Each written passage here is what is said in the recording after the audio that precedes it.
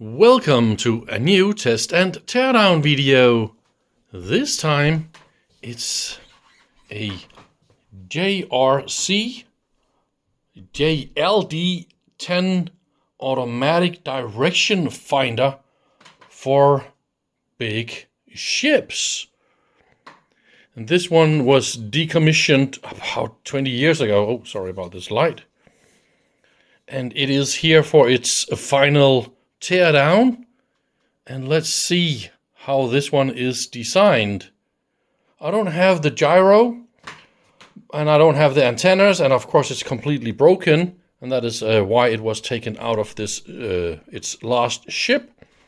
A radio amateur saved it and had the idea maybe we can use some of the receivers for something, but it just never happened. The idea is that you have two antennas on this ship that is angled 90 degrees, and they are connected to some coils and stuff inside, and then you have some motors in here that moves. You can hear some stuff, and here, and everything here is connected to the gyro, and when the ship moves, the antenna moves, and then you can move this, and then you can find the angle to the signal.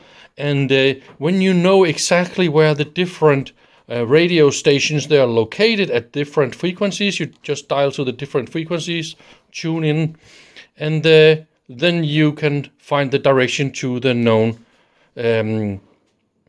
transmitters. And when you have a few of those angles, then you know exactly where you are. So this is a manual GPS kind of system, but today none of this is, of course, in any kind of use for anybody.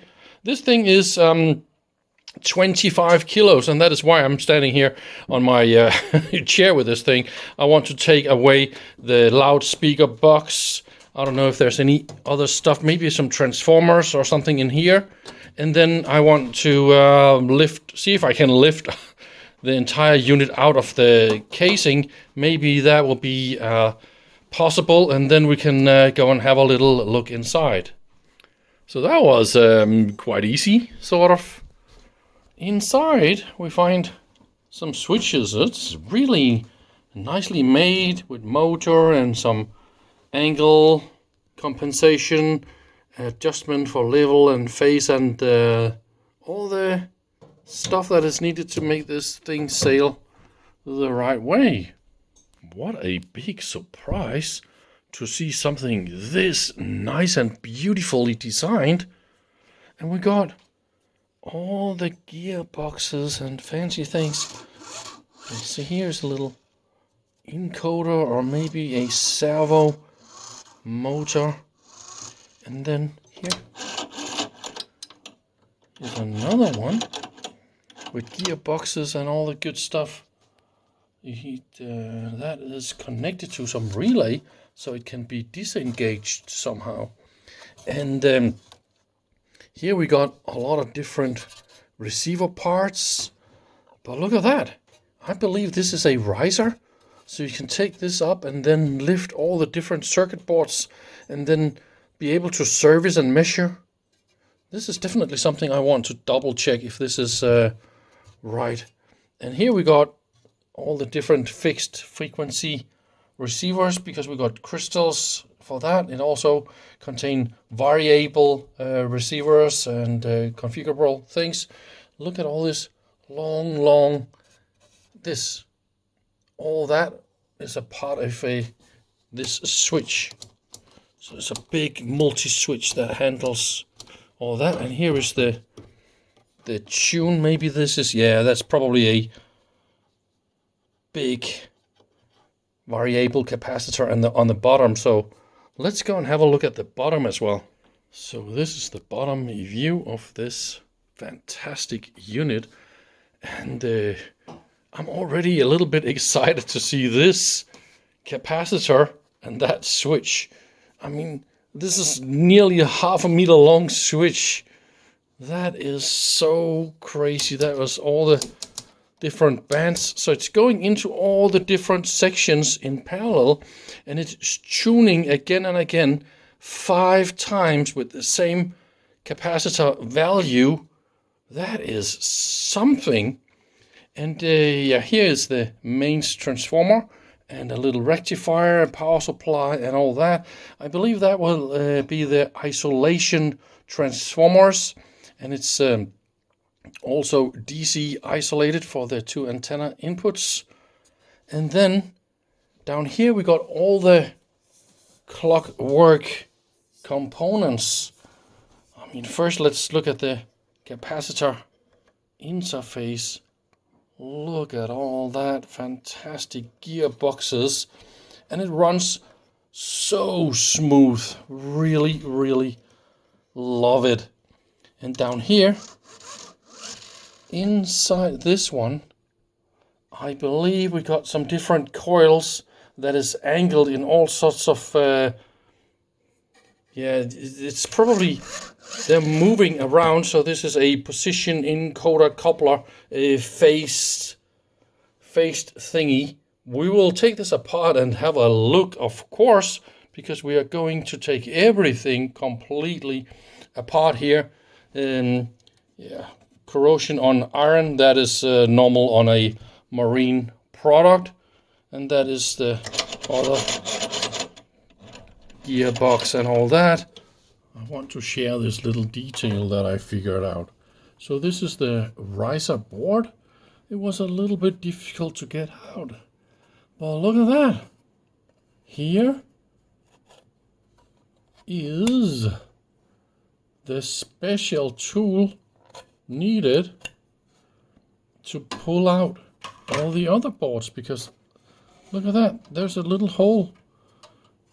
So is it just like this and that? Is that really? No. Ah, look at that, like this. That, so that is the trick, and there you have it.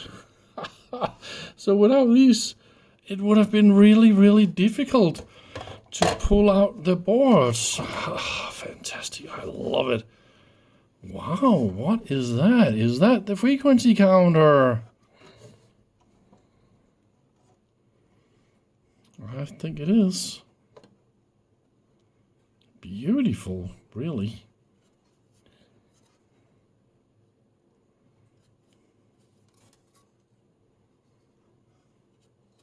Oh, that's funny. Look at that socket. And they intentionally removed some solder mask in this area, and that is because if there is any modifications or anything you need to add or whatever, add a little divider for some other bands or something like that, then you can add a little IC here, and then you have a little solution. The next board is called servo amp. Look at that grounding. On the bottom side there is a ground path going all that way. That is a little bit interesting, and it is a, yes, it is a ground path going that way, and they didn't fill up all the copper here on top. They could have made this ground a lot more effective. But it's still beautiful. And of course it's Japanese transistors 2SC1815.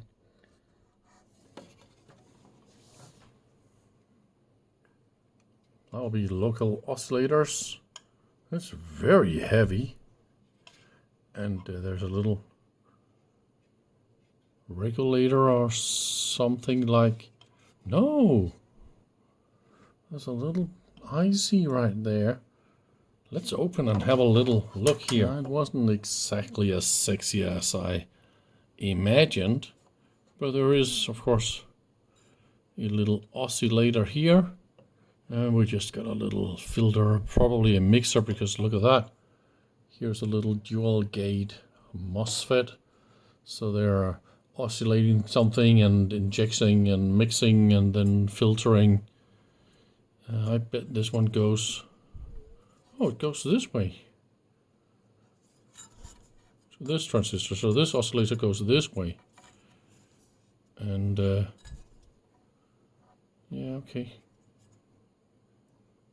So what goes to that little dual gate thingy? Nah, I don't understand that exactly.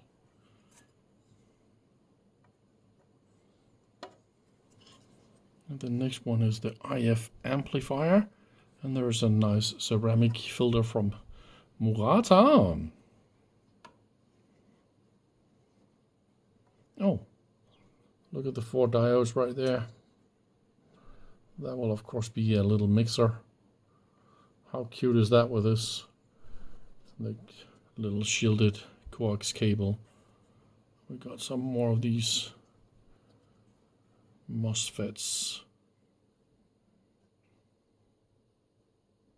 Oh yeah, it is 455 kilohertz, quite traditional. And you can see the symbol, gate 1 and gate 2. Oh, those are connected together in this one. That is a little bit special. What the heck? What are they doing that for? That is a little bit weird. Well, we learn. We live and learn. And it's full of little relays. So this is the loop vertical amplifier.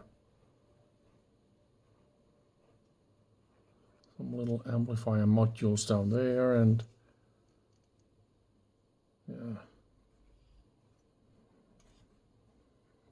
I don't know, what are they doing, those relays? Phase level, phase level. Ah, this is of course one antenna and this is the other antenna, right? So that is what is going on here. And look at those transformers with a lot of windings and doing a lot of cool things.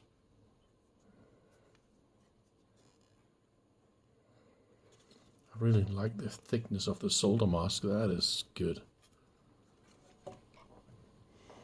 And this is the error corrector board. The little switches, clickety clickety, doing different degreases more or less. And there will of course be some delays that you enable, or some inductors that is moving something phase wise.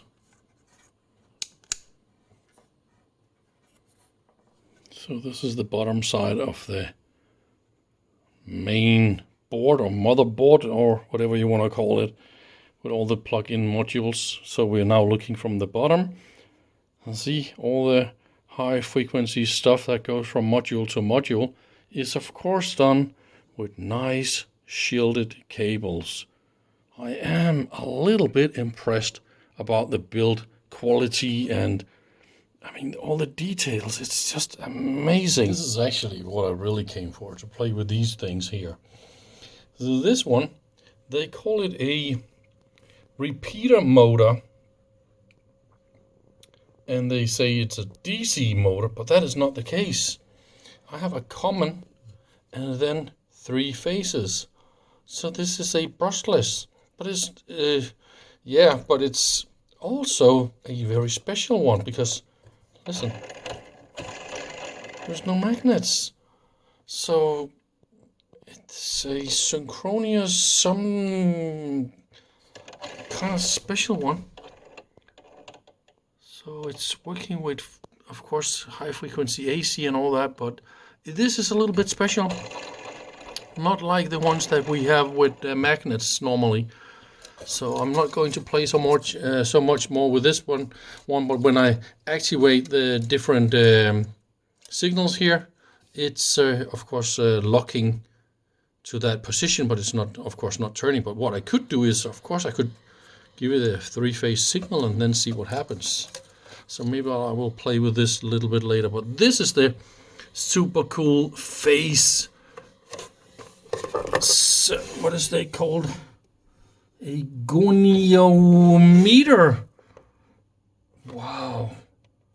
And it's of course from JRC. And that is a position detector or position sensor, I bet. Let's try and see if we can get all these parts out. So this is a little bit interesting. So this is a servo motor, a 4-phase, specially designed for 50 and 60 hertz.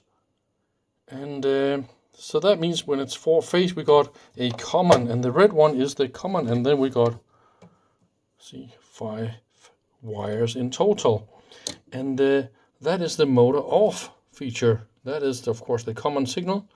When we turn this off, then the servo motor cannot move the ship's position and lock it.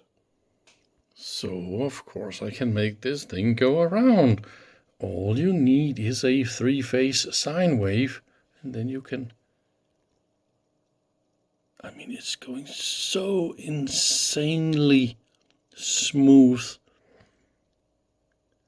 Just using one of my old super cheap little generators, and this one can do 3-phase, so that's why I keep this real cheap thingy.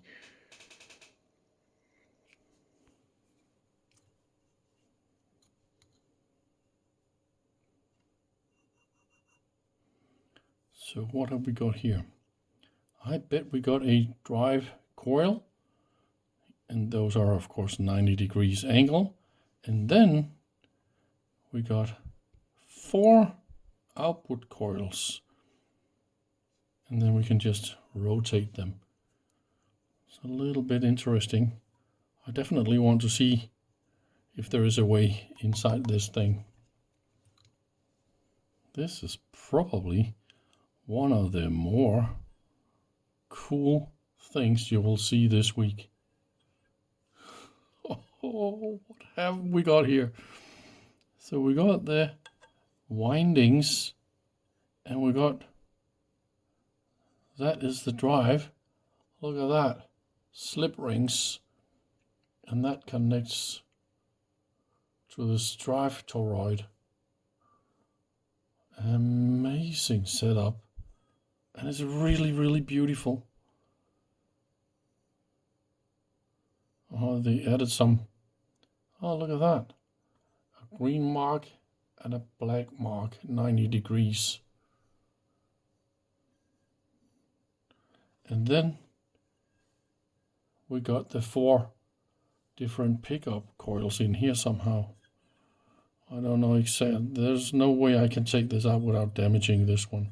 But I really don't like to damage this unit because I think this is such a keeper. So how the heck? I mean, this is just a round field or something like that, right? Or maybe this ferrite here is special. It's not doing what we think it's doing. Something here is not showing its true nature, because and then you see that there's a different distance between the windings, and this repeats. Ah, this is definitely something to keep. But I think we are done with this video for now. I got all the entertainment I came for. I gotta say that, and plus a lot more. And yeah, please like and subscribe for more cool videos. And I will see whatever I can find. Tomorrow I will find some other funny thing.